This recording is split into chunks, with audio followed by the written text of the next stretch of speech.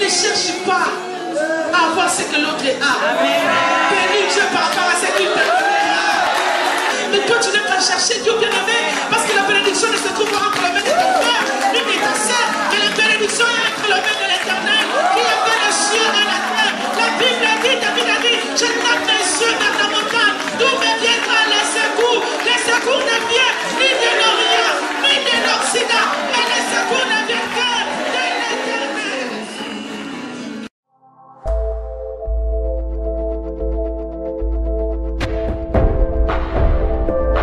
Avoir ce que l'autre a. Bénis Dieu par rapport à ce qu'il t'a donné. Mais continue à chercher Dieu bien-aimé, parce que la bénédiction ne se trouve pas entre les mains de ton frère, ni de ta sœur, que la bénédiction est entre les mains de l'Éternel, qui a fait les cieux et la terre. La Bible a dit, David a dit, je tape mes yeux vers la montagne, d'où me viendra les secours. Les secours ne viennent ni de l'Orient, ni de l'Occident, mais les secours ne viennent que de l'Éternel.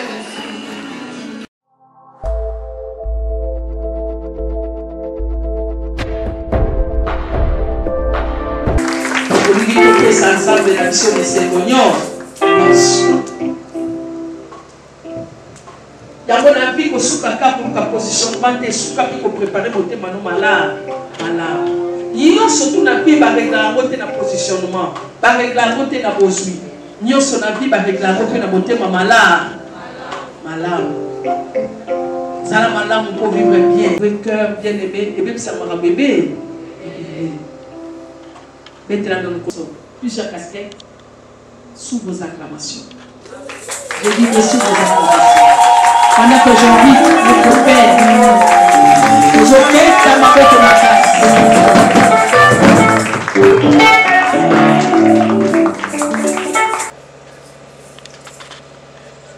Je bénis le Seigneur pour cette soirée,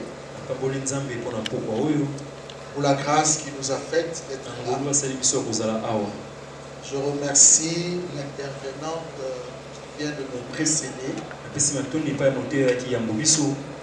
Maman Annie. Dieu te bénisse pour l'enseignement, le message, et surtout que tu étais très pratique. J'en bénis Dieu.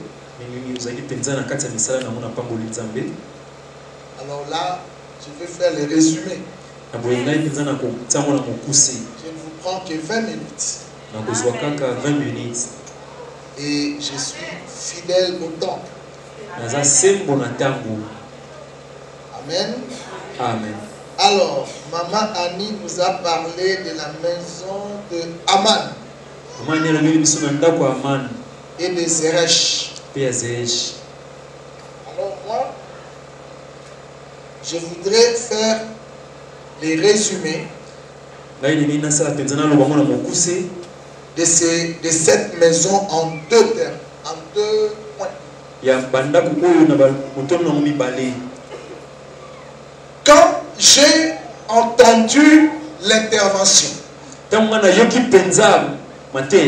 de sa servante, le commentaire de l'apôtre Bibiche aussi, j'ai donné deux conclusions. La première, c'est le problème du cœur de l'homme. Le cœur d'Aman. Alors, écrivez ça même quand vous allez écrire votre livre. Notre livre,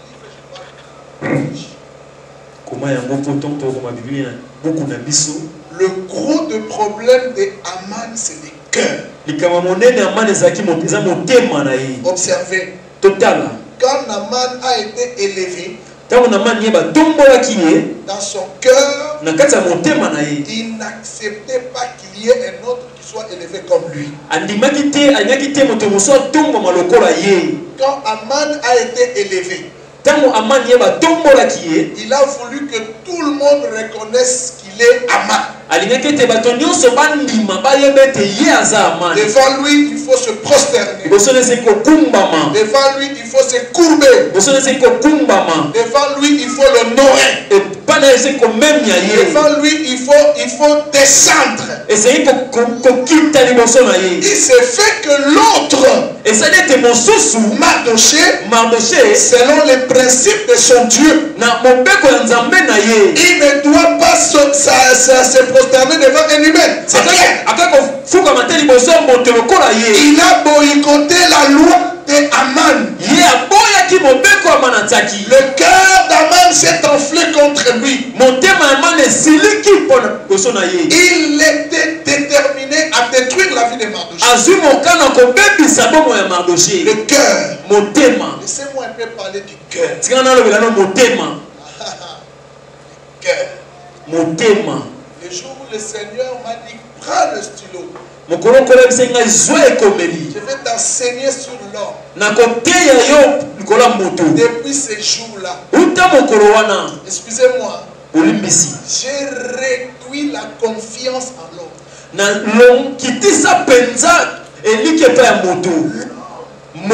Est dangereux. Vous savez à cause du quoi? Les cœurs. Les cœurs. Il a fongolo motema.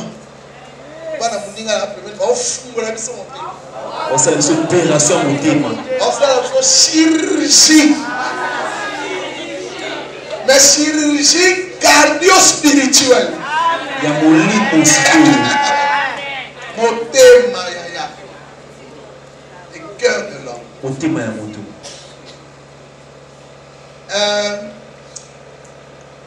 Avant que je ne vous définisse les cœurs, je voudrais revenir sur le titre que maman Annie nous a donné. C'était quand c'était le 4e. La méchanceté du cœur.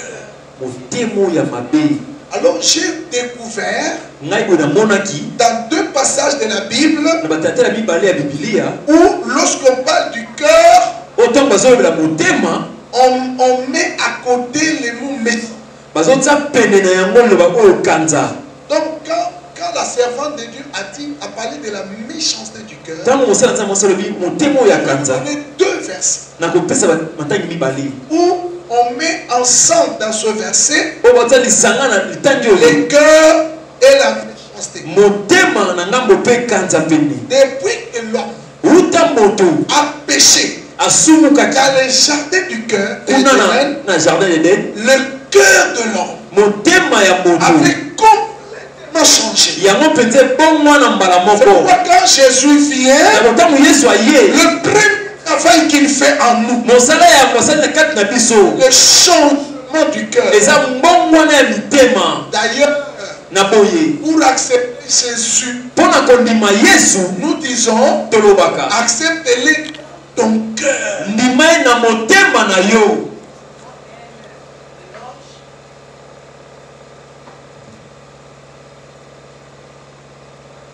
Nous disons qu'il faut l'accepter de tout ton cœur. Le cœur de l'homme. Les problèmes avec les gens. Les problèmes des gens avec qui nous vivons. C'est le problème du cœur. Donc voici mes 2 textes. Genèse chapitre 6. Restez assis. Genèse 6. Verset 5. Verset 5. Nous allons lire ce verset. L'Éternel vit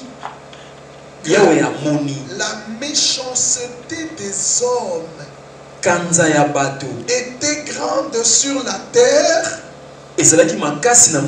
et que toutes les pensées de leur cœur se portaient uniquement vers le mal. Je reprends. L'Éternel vit que la méchanceté des hommes était grande sur la terre. À cause de cette méchanceté, leur cœur et leurs pensées se portaient chaque jour vers le mal. Cœur méchant, non, méchanceté, cœur mal. Je reprends. Méchanceté, Dans le cœur, conséquence les mal. Je reprends. Aman, méchant, à cause de son cœur, conséquence vouloir tuer Mardoché. Le principe du cœur. Dans le cœur réside la méchanceté. Vous mangez avec la personne. Vous couchez avec la personne. Tu lui donnes la chose, l'argent. C'est toi qui l'as enfanté. Mais son cœur mauvais. Je vais dire à quelqu'un. Tu vois ton mari. Vous avez 20 ans de mariage. 15 ans de mariage. 10 enfants. 30 enfants. Mais je vais te dire une chose. Tu ne le connais pas. Tu sais pourquoi tu ne le connais pas? Son cœur. L'homme est un mystère. Parce que le cœur de l'homme est tout un mystère. Je vous donne un deuxième verset. Méchanceté, cœur. Allons-y. Jérémie chapitre 17. Jérémie 17. Jérémie chapitre 17. Jérémie 17. Et c'est une question que le Seigneur se pose à partir du verset 9. Nous allons aller progresser jusqu'au verset 10. Le cœur est tortueux. Par-dessus tout, et il est méchant. Le cœur. Voilà ce que le prophète dit. Il est tortueux. Il est comme ça. Il est changeant. Le cœur de l'homme est instable. Aujourd'hui, il aime. Demain, il haït. Aujourd'hui, il acclame. Demain, il te gronde. Aujourd'hui, il te donne. Demain, il retire. Le cœur. J'enseigne ça avec émotion. Et je voudrais que l'action du Saint-Esprit pénètre vos cœurs et change. Nous sommes entourés à des gens très mauvais. Très mauvais. Jésus a dit, c'est lui avec qui je partage le pain. Lève son talon contre moi à cause du cœur. Le cœur est tortueux. Il est modifiable selon les circonstances, selon le temps, selon les réalités. Tu lui donnes, il est avec toi.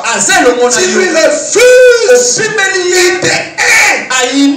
Le cœur de l'homme, il est instable tellement. Et puis le prophète dit par-dessus tout, il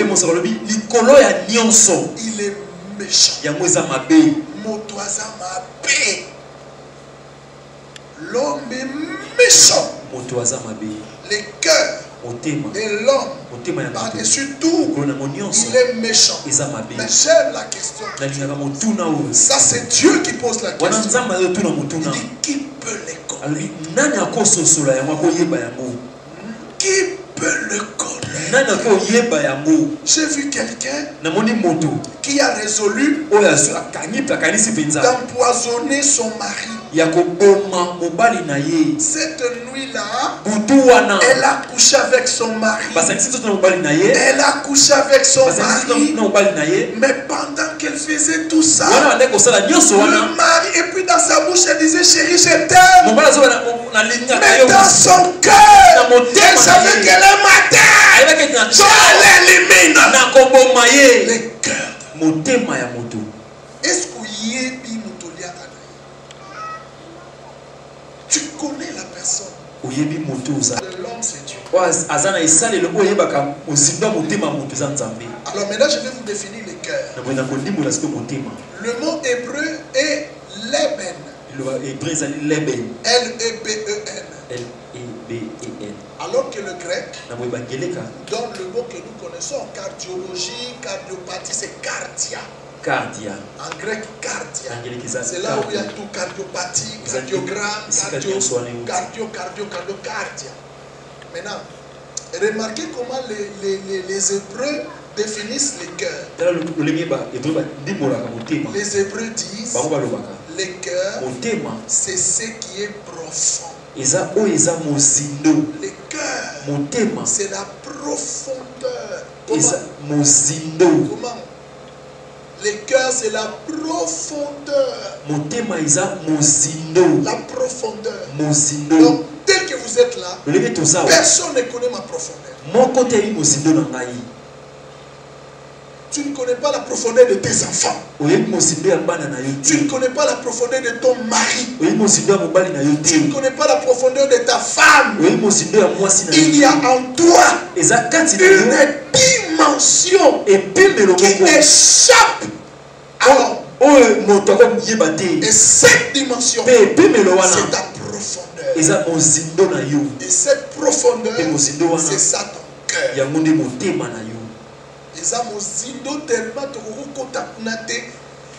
Et d'ailleurs,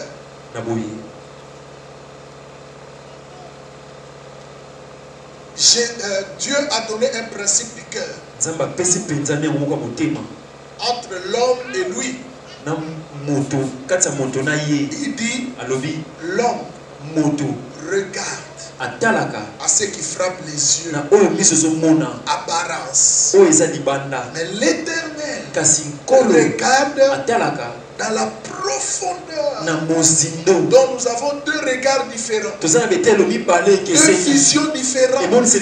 La vision extérieure qui est de l'homme et la vision intérieure qui est de Dieu. Parce que l'homme ne sait pas regarder à l'intérieur. Ça ne lui appartient pas. Il ne comprend rien. Il ne connaît rien. C'est ça une des raisons fondamentales des divorces aujourd'hui. Pourquoi tant de divorces?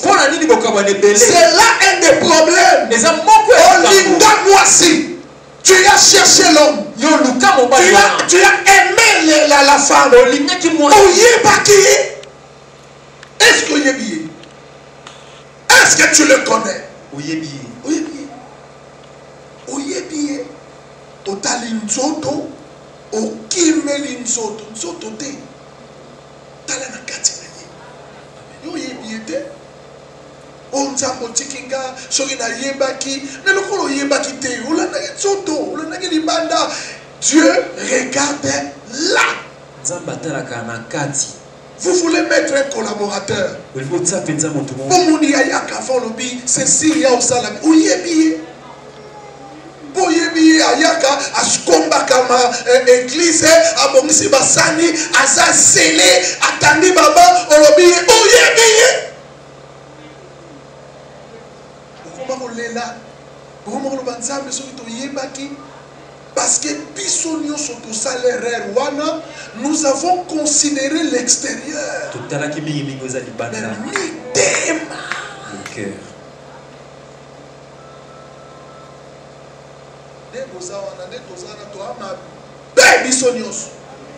À moins qu'il y ait une circoncision du cœur. Tu connais la circoncision du cœur? La circoncision, on enlève les prépuces. Le cœur, il est méchant. On a vu ça avec Aman. Besoin succès royal. Ma autorité sur tout ce que le roi fait. Et le roi dit, tous les satrapes doivent se soumettre à toi. Tout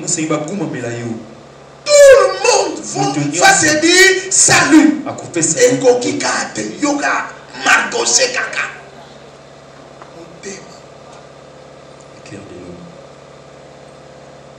Moi je ne comprends pas comment aujourd'hui Kinshasa est devenu les lieux de poissons. Les Kinshasa comme une boca ya poisson. Année moko na ngai na ya na ki côté en église moko prophétie ba na kati église moi na ngai na yebi kozo keba poisson na ki côté mon sel nzambe moko ya binzamba zo sanga keba na poisson na ki bo na suis 36 messages sur le poisson là on a zo ya Kinshasa na suis micro na kenango na uti nango poto na ye nango so na kete ya na bidon mai na tambola na 6 personnes na chiton okita mi balé liboso mi balé na sima moko o pénétrer na chambre ngate biloko nanga na zolia na yebi nani azolamba na sali 2 mois na bimakate na zo avion na zo na sinzambe so continuer na makambo na kokenda ka lisuki mchaza mitema ya bato yo tuna na sali ni car nde nazo te ya sambalamu nde nazo dénoncer le mal photo éliminer bo touchenga boyebinga boyebi tango baponanga boyebi mbula baponanga mokili salema na bide bayinga na za na précédent yo alors fausse autorisation yo stratégie na nga ba porte nyonso yako kanga porte ozo fumuli porte bakokota mitema bato okolaboraka na bafere na mutu te oyebi ye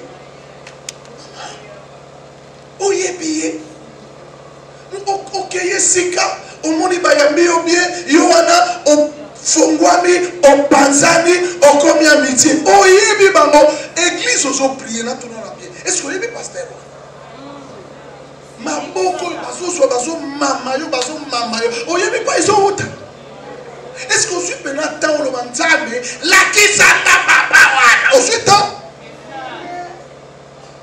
le cœur de l'homme na bai na nga na 20 minutes na ye na yebi so lisusu seul nzambe tika na okotina na nzambe merci seul nzambe aza na unité de mesure ya motema moto balobi seul Dieu sonde elonga na sepela vis-à-vis na motema moto nzambe a utilisé la sonde loba sonde parce que verbe eza sonde seul Dieu sonde. Or sonde en réalité ekotaka na profondeur wana moto epai ya kokoma te c'est-à-dire olingi ovivre na motu nasengi yo pardon loba na nzambe azwa sonde na ye amesurer état ya motema na ye mpo bokota relation parce que bokokolia na ye bokokobalana bokokosala bafere mais lokolo oyebi motema te oza na danger. Pourquoi? Parce que c'est du dedans du cœur de l'homme que viennent tout kindoki na motema muyibi na motema. Et comme vous imaginez que maman zoloba mama yo lobaka lokola ya bimi ngape na ko bima. Amen. C'est-à-dire sali revanche. Est-ce que tout nanga muto ya sali revanche wana nyonso wana makanisi kwa que lo sala revanche e uti wapi? Motema. Talaka mutu méfie-toi. Limisanga na lobango. Tala mutu appelé loba méfie-toi. Ya on faut faire un discernement. Oyeba nani oyo ngana zana ye. Na ke dernièrement quelque part bazo betelanga lisolo ya petit frère nanga. Babi wewe ke makabwana mwasi na ngabi oh makabwana mwasi na ndeni mwasi abimaka na ndako a récupérer biloko to ndaka kenda tika ndako terrain football sikoyo na tuni mtabetla na soko ya ko soko la mwasi oh Et là, moi, si on a sali, raison de la sommation, alors bien, Sili. Si on a tout ni, nous avons ça qui n'a donc hier, aïe, moi, si naïm alam, et c'est si, aïe, moi, si naïm alam, te. Bande konanga, bonité divorce comme il est l'eau. Bozo linga basi, bozo linga mibali. Mais bozo bosa na dimension moko, bino bota la dimension extérieure. Bozo bosa na dimension moko oyo ebombama na kati na bango oyo ba décrit comme méchanceté. Lokola muto yeba ya zate ezara nzambe avant on s'engager luka nzambe. Amen. Luka nzambe loba yo yebiye kolekanga olobi na ngani. Et ça, erreur à fin, yo destiné no koti na problème lelo pour osala choix na yo oyeba motema mutute. Lelo zo sala koye. Siko yo yebisaka zamba sala ni. Église échouée. Église échouée na ba divorce parce que tu encadré ba couple te, tu encadré ba fiancé te. Baya va se présenter, tolobi na bango ok nzamba pa molobi no balana, bake babalani, lobi bakamwani, erreur eza biso, ba docteur, ba pasteur, ba père, nous avons échoué. Tu as échoué à cause de la divorce, tu as échoué. Soki to yeba ki ba mususu pe to ya to yebisa bango yona ye et aussi matin lobi na bala ye. Abali ye lobi tango barde aye papa botika kinga. Motema oyebi so kutena ata batolo baloba bien yeba yango sur 100% na ye oza ignorant na ye na 98%. Oyebi ye kaka na 2%. So tango okota na libala tango bando vivre tala phrase oya soki na yebaki bon na ina ede ona episode oyebaki yete pe otikala pour yo, osa limité. Et ça na mutu ayebiye, luka mutu ayebiye, ala kiso nenge yaza. Pour ataliso ye, to yete motema keba. Baliaka na mutu kosto. Aman, quel cœur. Mamba lo bese belé na motema, na sali 20 minutes, na subisi. Zamba pambelo. Que les peuples de Dieu soient capables de toujours discerner les vraies des fausses prophéties. Ce n'est pas que je suis contre les prophéties, mais c'est que je souhaite que les enfants de Dieu soient capables de comprendre et de connaître la vraie prophétie par rapport à une fausse prophétie. Enseigner, révéler sur les enseignements, faites des ateliers, organisez des forums, faites des séminaires, des conventions sur le thème de la prophétie du discernement. J'ai préparé un enseignement, je l'ai dans mon ordinateur, qui a comme sujet le prophète, la prophétie et le prophétisme. C'est très profond. Ces genres d'enseignement, on doit les avoir. Le problème, papa, dans l'église, n'a plus un problème. Toza va pasteur, toza limité des fois dans l'enseignement. Ba docteur en Zambé baza. Mais puis va pasteur, tout le monde va au fond la porte de docteur. Nous sommes au bureau, nos papa sont bénitiés, église et mon terre qui tourne les kangaï, au monde attend sous sa yibinga bandimi. L'église doit vivre tout le saint ministère. Mais dans les églises où on ne trouve pas la part du ministère d'enseignement, il faut chercher un docteur pour que le peuple de Dieu soit bénéficiaire de toutes les grâces et de tous les dons d'Éphésiens 4 et 11. C'est très important. Donc, organisez des enseignements, des séminaires, des conférences sur ces thèmes, vous allez aider le peuple de Dieu. Ce n'est que ça. Ce n'est que ça. Ce que vous venez de dire là par rapport au discernement. Ok. En allant au sens du mot, le discernement, cela veut dire percevoir quelque chose, le savoir par l'esprit. C'est que j'allais juste que vous puissiez m'éclairer sur le but du discernement spirituel et le but du discernement ordinaire que vous venez de nous dire là. Voilà, très discernement des esprits, c'est ça. S'il y en a deux. Le but du discernement des esprits, c'est de découvrir l'origine, la source, la provenance de l'esprit qui agit dans un individu. J'ai donné l'exemple de Paul. En fait, cette femme-là disait des choses vraies, mais ce n'était pas par le Saint-Esprit de Dieu. Alors, avec le don du discernement des esprits, on a facilement, Paul a pu détecter, avec beaucoup de facilité, l'esprit qui animait la personne. Ça, c'est le but du discernement des esprits.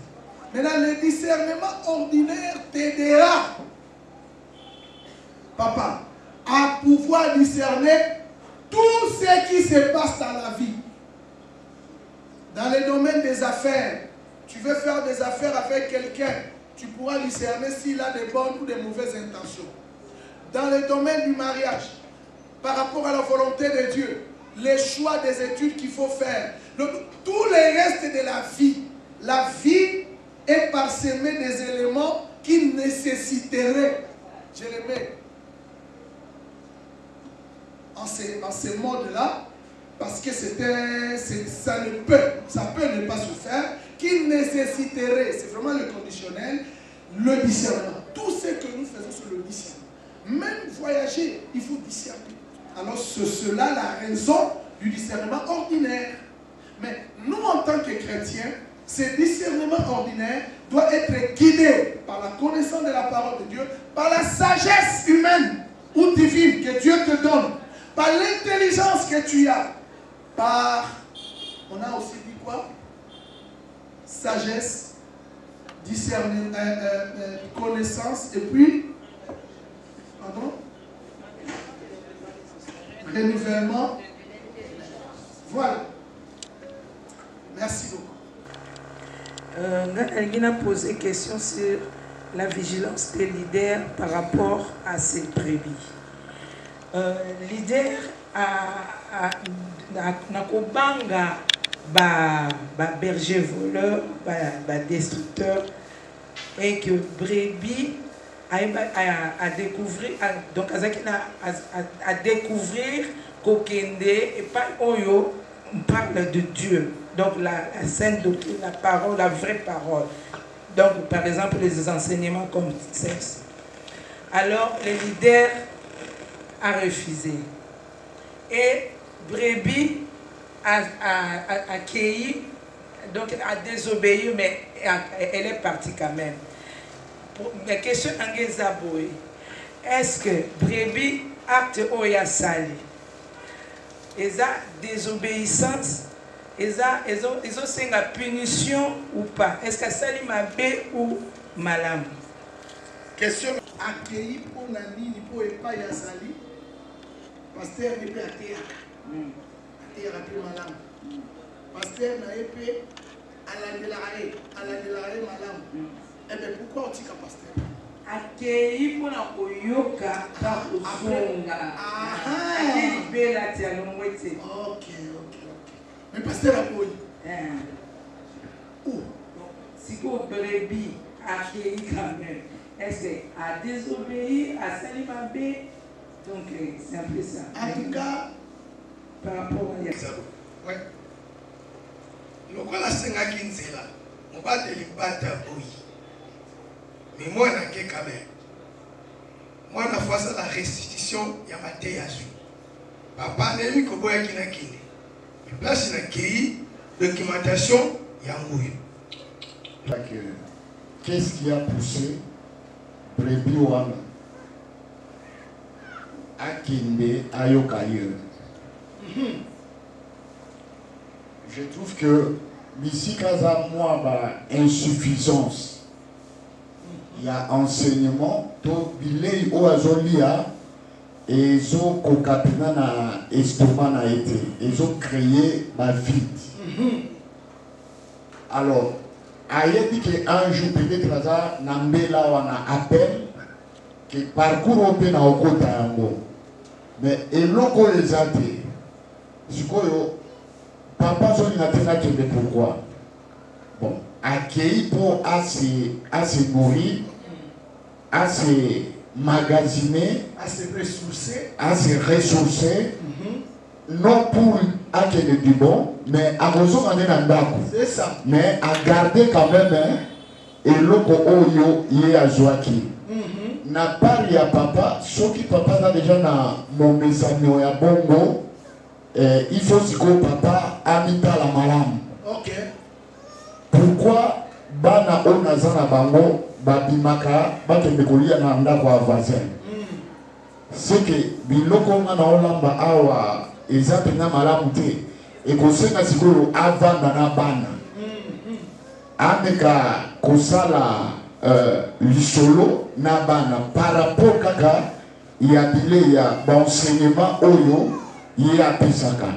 Je crois que bana oyo baozala sincere papa akodécouvrir certaines vérités na kati na bana malgré papa boyaki zonga senga molimbisi mais lakisa ye matière ayebaki okende kosakana te soki mpe ndenge oyo ezali omemi mpe fasikile papa natikeli yo tanga omona makambo eza yo moko oremarke kaka makambo eza na kati papa eromoka aloba eske nakokozwa yango te peut-être abando comprendre que siko okendaka eza différent na bisika mosusu. L'intelligence spirituelle dans le leadership. L'intelligence spirituelle dans le leadership. Secrétariat, essayez de noter cette pensée. L'intelligence spirituelle dans le leadership.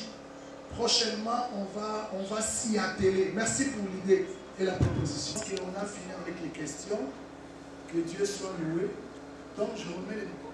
Spirituel dans le leadership. Très bien. J'allais demander cette audience-là qu'on puisse partager par rapport à sa propre expérience. Si je pourrais savoir... Il y a un brebis. Azana église. Mais à évoluer dans cette église, à chaque fois, azo l'autre leader n'a pas condition moko ya bien été. Soit un jour à kolota leader azo poursuivre yé na babima a bien été. Par exemple, à sous-vêtement. Azo landa et chaque fois à répétition ba rêve ya boy. Et par après, elle continue toujours à évoluer dans l'église là. Des années plus tard, à Komikoyoka Sikoyo, Baeko sur les leaders. Le leader, qu'il pratique d'autres histoires pour que l'église n'ait comme Amounene. Abengi des féticheurs, il fait des cérémonies dans le bureau avec des bougies rouges. Brebi wana ayoki angoli susu. Kaka na mato ya brebi wana baye lisusu koyebisa ke omoni leader bayembi nyonso bazoyemba wana azwa oyo azwa oyo azwa oyo omoni mama femme mariée boy azwa ki ye boy boy yaye asalaka tina bureau sikoyo brebi makambo wana tellement etondi à chaque fois soki akomi na église afandi amoni leader soki atelemi azo prêcher. Maintenant ce sont ces histoires là qui entrent na kati ba image na yebi tesko brebi a modèle wana